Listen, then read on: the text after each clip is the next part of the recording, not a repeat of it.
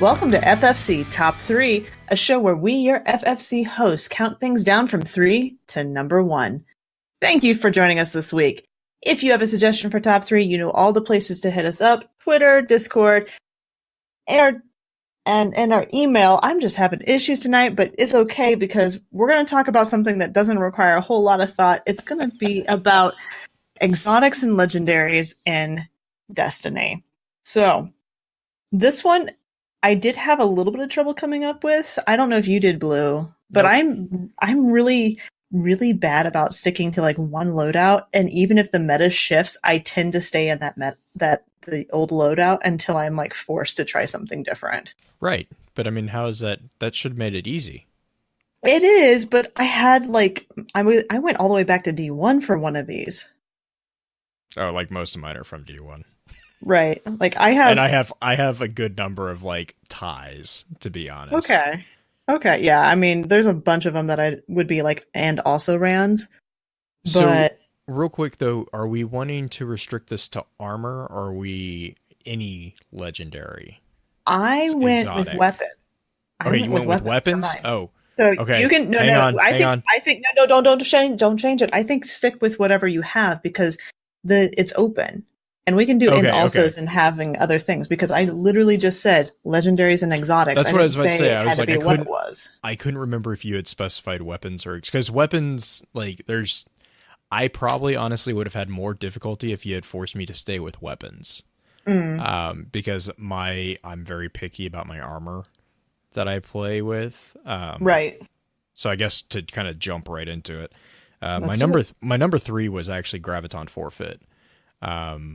And that was simply because kind of what I as soon as I got access to my Night Stalker subclass, I'll be completely 100% honest, it really requires me to have to do something. Like the game has to like force me to do something as another subclass if I ever take it off. Like I will not run anything other than Night Stalker at all. And I'm not a fan of the new version of the subclass. I don't understand it. I don't know why I'd want to be a purple blade dancer. I want my bow. It's really nice if you have the chest piece. I'm trying to think of what it's called. The Gwestian Vice. It's really nice because it extends the super. See, and that goes back into what we were just talking about is like I don't change my loadout. So right. I'm like this probably gives you an insight as to why I kind of tweeted earlier today as like, yeah, the whole thing with trials. I was like, yeah, I don't care. I don't really play PvP. So, but I mean, part of that is because I don't pay. I mean, I'm even worse than green. I don't even pay attention to the meta. I'm just like, I like this weapon. I like bows. And ever since I found out that bows are in the game, that's pretty much for a while. I was running double bow, and I can't even remember what my power. I think it was a sword. A double? How did you manage double bow? I still managed to come out ahead in most matches. Like I don't know. Weird. I'm also you still have the draw time. Yeah, but I'm shameless about stalking people. Like I will not. I don't have a. Blue is a stalker. I will stalk you. I'm a Night Stalker. That's what we're supposed to do. I stand in the back corner and wait for people to be stupid. That's true.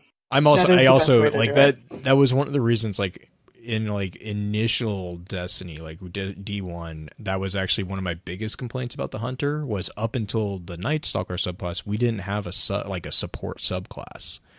Like it was really difficult for a hunter to kind of prove like to be support class. Like, you know, you always had the defender or the what was it at the time, Sunsinger, that kind of would buff stuff. Hunter didn't really have anything. We could control ads with Blade Dancer, and I mean Gunslinger was okay, especially if you had the Nighthawk, you could do some serious damage, but like there wasn't. Someone clipped the was it the Hangman? the one-shot hangman with, or no, the rifleman. The rifleman, he one shot with the golden gun with Celestial Nighthawk. It was just, I'm like, oh, it's beautiful. But yeah, so like Night Stalker really kind of opened up the support functionality, and that's my play style in general. So yeah, but yeah, for a while I was running double bows, and I didn't really care about meta. That's so funny. I bow and sidearm works really well right now because you can get the quick. I love having a sidearm. I can't do sidearms. I will play frickin' Gambit with a sidearm. You can ask like the people on Xbox who I play with. I will literally run the entire match with a sidearm, only pulling out a scout rifle when it comes in. It's so freaking funny. It makes me feel like I'm throwing water balloons with the fire hose. I just can't. But some of them hit hard. It depends on what it is. Like I have an anonymous Autumn that has full auto, and it just wrecks. And I also have a really good too. Yeah, I think it was an Amalon, or no, it was an Amalon, and it was like it was a full auto, and that was probably the only sidearm that I remember being like, okay, maybe. But then I got a better scout rifle, and yeah, it's just fun. It's, I don't know. My number 3 is actually a D1 weapon that did not make it into D2. Which makes me so sad. And I'm glad that the meta has shifted to where snipers are viable again, but we just don't have 1,000-yard stare. Oh, okay. I don't care about that one. Which one were you wanting? My number 2. No Land Beyond? No. Icebreaker. I didn't like Icebreaker. Okay, so Icebreaker is... Sorry, my Icebreaker's number 2. First off, Icebreaker was the very first exotic that I got. And it was from a Nightfall. It just dropped. Nice. It was like, I think my second week of Destiny. I can't remember, but it was one of the it was my first exotics, and it was one of the first sniper rifles that I really played, other than the Supremacy, which was oh man, like the very first Supremacy. I still have that on my character on D1. Because that Supremacy in D2 is pretty good too. Oh my god, but the initial one was it had a significant boost in stability. Even over when they reintroduced it later, it was actually like if you went back and compared the stats, it was a much more stable. Oh, it was amazing. So the Icebreaker did not have that option. No. The Icebreaker, you could just freaking stand in the back and wait for the bullet to recharge. I remember doing, what was it? It was Crota, where you would sit in the well underneath and just snipe over and over for 25 minutes. For those who don't know, it looks like a demented hedge trimmer. And I love that. I love that sniper rifle. It recharges, so it does. You don't have like ammo in the sense of you have to pick it up. It'll actually recharge itself and refill, but it takes forever. But the thing about the Icebreaker is it hits like a ton. Like, I mean, it just hits like a semi truck, but it also kicks like a donkey. Like you would shoot and just like your reticle would just go like off. Like, I don't even know how to explain it. And I just remember running Vault of Glass and Templar's Well with that thing. You know, it just, you destroy things, but you had to time your shots really well. And yes, it also had a Firefly, like amazingly powerful Firefly. So if you actually hit a precision shot and killed something, it just like felt like half the level blew up. I had 1,000-yard stare that had Firefly, and It was fun to use. It was so much fun to use. Crucible was always deadly, especially when you got to Pantheon. I was a jerk. I was a jerk that would outsnipe others. And real quick, chat's bringing it up. The joke with the Icebreaker was that in the lore, everyone was just waiting for the thing to blow up. Like, it was it was a weapon that everyone's like, no, you can't make more of these because it will explode and kill everyone. So Black Flag in chat's just I wanted it to randomly explode. We had a sparrow that did that. Yes. Oh, that was one of the raid sparrows. It was this Vault of Glass. Was it the Vault of Glass one? Yeah. You beep beep beep beep beep beep beep. And you went into it was random sparrow too. racing with it? No, it wasn't random. Oh, it wasn't. If you held down the trigger too long, it'd speed up. I thought the time lapse though. I thought was random. I didn't think so. I thought that we had one guy who did sparrow racing with it, and like without fail, halfway through the race, something would happen and it would explode. Oh my gosh. I love it. Freaking D1 weapons, D1 sparrows. Bring back sparrow racing. My number 2 is actually one that I have on my... Actually, I have the exact same role on PlayStation and Xbox now because I got it on Xbox earlier this week on accident during some Gambit runs. And that is Trust. I love my little Trust hand cannon. And I don't care if you have Luna's Howl. I don't care if you have Not Forgotten. I can handle you with my Trust. If I get the drop on you at least. But that one is my number 2. Not nearly as throwbacky as some of these other ones that we're going to be talking about. But what is your number 1, Blue? Without doubt, it's Orpheus Riggs. Oh, yeah? Yeah. The Night Stalker's tool of choice. Yeah, I have only recently stopped wearing them, and that was just because of I had to be running around in PvP a lot recently with the Last Word and the Vow quests for the 2. Because good job, Bungie, you actually got me to play the games because I wanted the shirt, I wanted the shirt, and I needed that sweater. So I got them. So it's back to Battlefront 2. But yeah, I dropped in game and I messaged Green actually about this. I was like, so I just got this random exotic called, I don't even remember what they're, Oathbreakers? Is that what they're? Oathkeepers. All I know is it means infinite arrows. Like it just means infinite load time of bow. So I can literally just run around the map and you don't lose speed, which is really nice.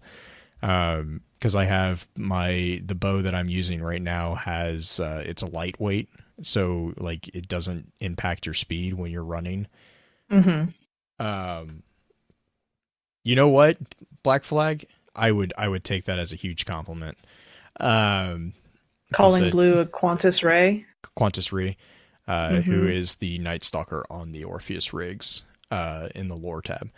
But yeah, no, Orpheus Riggs, and the reason why is because if you figure out where to time your shots and place your shots as a Night Stalker, you get immediately all your super back.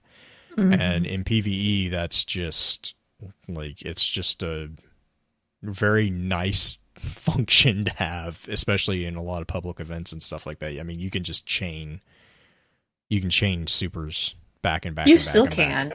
I mean, whenever we go into Gambit, when I'm on PlayStation with the clan, Issachar will always run Orpheus because it's so handy. It's super useful, and you, I want to say you actually generate more orbs, I think too. But like, it's just, I just love those. They look great. I love the aesthetics of them. And the lore on them, the lore tab on them is really a great read. I actually that's one of the snapshots that I actually managed to get done, was Orpheus Rig. So I had Nameless Midnight and Orpheus Rig were the 2 snapshots that I had managed. But yeah, it's just, there's a lot of really cool little tidbits about it. And it's just really fun and useful to have. Oh yeah. Okay, so my number 1, I didn't pick any armor for mine. My also rans will have armor, but my number 1 is my go-to in D1, and it's kind of become my go-to now in D2 since the meta shift, and it's my baby tink tiny Scout Rifle Mida because I love my baby little dink, dink, dink, dink with my radar still staying up. I love my Mida multi-tool. It's been my baby for so stinking long. And ironically, I played without it for 7 months. I had forgotten how to get the stupid exotic. So I was just playing the game and not thinking that I had to do the quest. You're Devran, on the world Xbox? quest. Yeah. Well, not on Xbox. I had it on Xbox. Oh, right. It was on when PlayStation. You switched, sorry, yeah, I flipped those. Yeah, because I remember I think I was talking to you when you were like, wait a second. Yeah.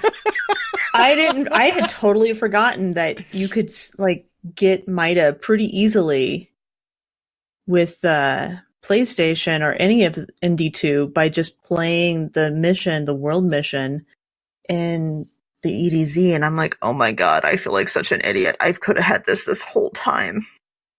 But I have it now, and it's been helping me quite a bit in Crimson Doubles. I let Lux run at people, and then I shoot them from behind because I'm a jerk.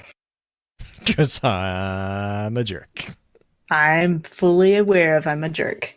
Yeah, it was on stream. I was totally on stream when I realized that I was missing Mida and how I was missing Mida. It was one of those moments where you just go, what? But the good news is that brings us to the end of our top 3, our normal ones. Do you have some also rans you were talking about? Mida from D1. Mida was yours? From D1. I'm not a... It's the same. I don't... It doesn't... I don't know how it works, but it doesn't feel the same on D2. I don't know. It should now. Oh, I haven't played with it in a long while, so I might pull it back out. Okay.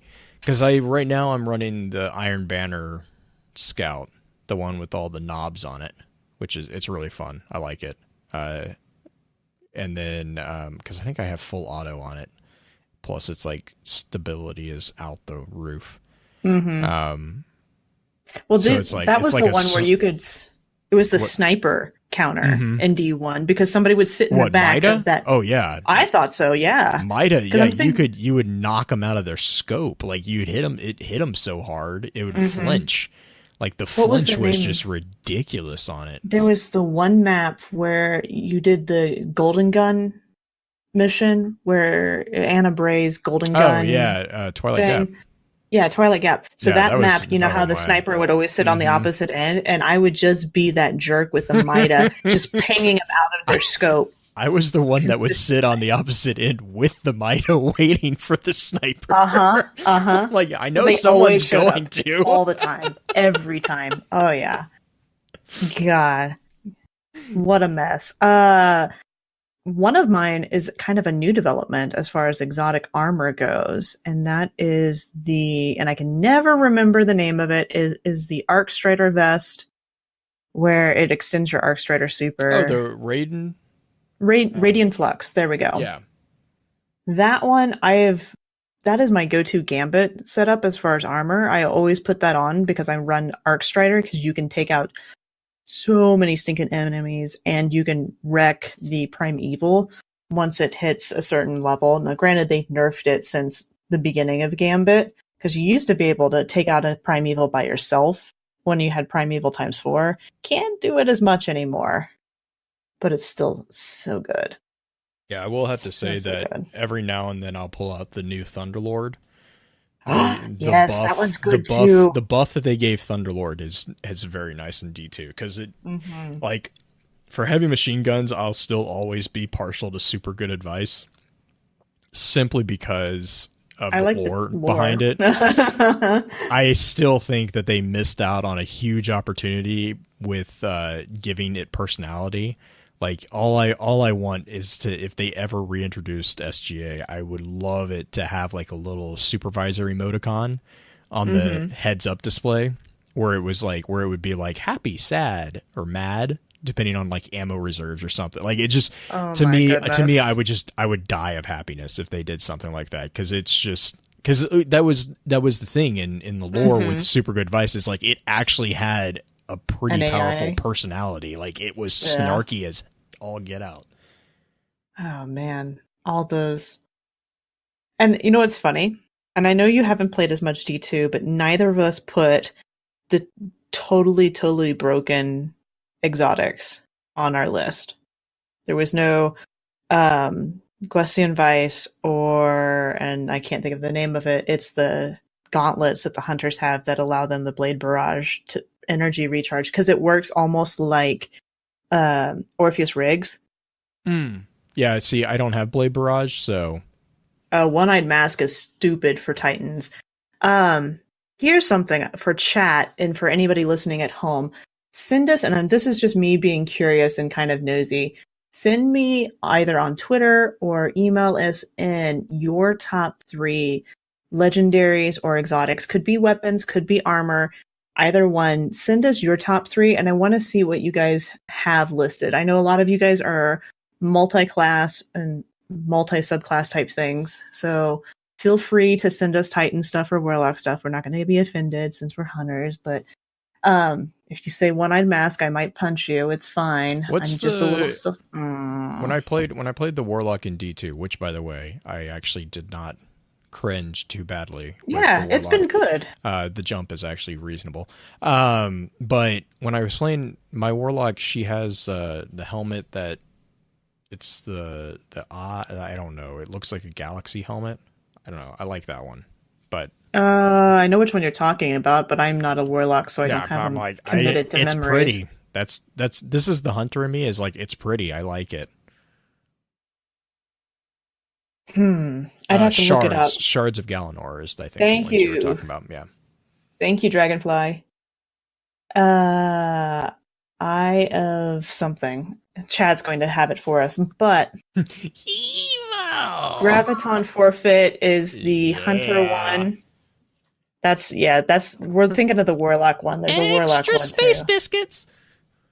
Or no, that was sealed. God. That was Wombo sealed combos. Ahamkara's. Yeah, that was sealed. That was Justin's sealed Ahamkara grass. That was sealed Ahamkara grass were for Golden Gun though, because you got the extra trip mine, weren't they?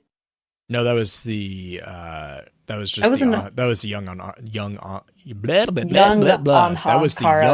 Ahamkara. Sealed Eye of Ahamkara, Another World. There we go. Yeah. The sealed was the silver dipped ones that were supposed to quiet the whispers. You got an extra space biscuit. Oh, Wombo combos. I miss those. Those actually were really effective, by the way, in terms of days. Justin got multi-kills like nobody's business with that combo. Well, you can do it right now, because in Crimson Days, the smoke grenade counts as a blip on your radar.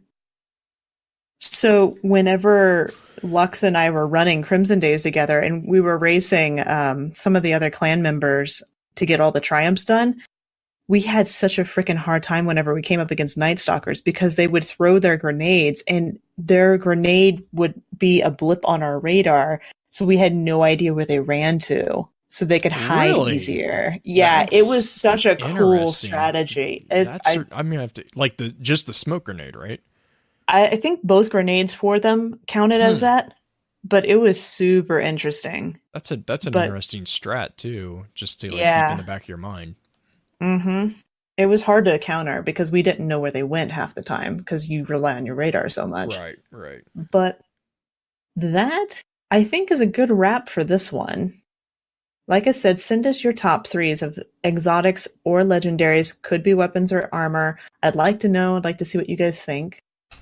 And we will check you out next time. Oh, next week's top 3. I should actually announce that.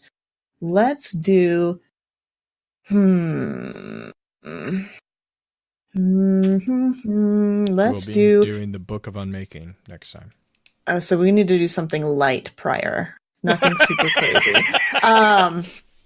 Let's do top 3 fast food restaurants. Okay. I think that one's a pretty simple one. Nothing too deep. Nothing that's going to make you cry.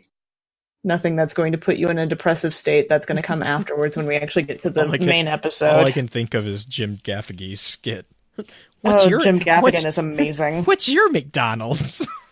Oh my god, I love him so much. There's a comedy station here in Colorado that plays him all the time, and I'm like, I love you.